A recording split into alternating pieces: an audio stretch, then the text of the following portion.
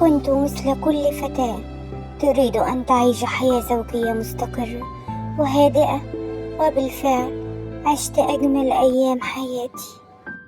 لقد عشتها بمعنى الكلمة، ولم أكن أتوقع ما سيحدث لي.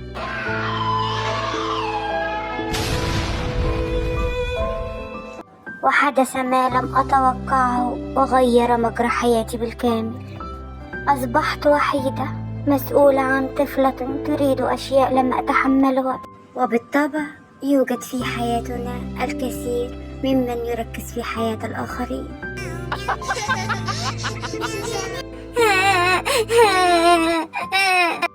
لا تبكي يا عزيزتي، سأعمل جاهدة لأحضر لك ما تريدين. أريد الفستان.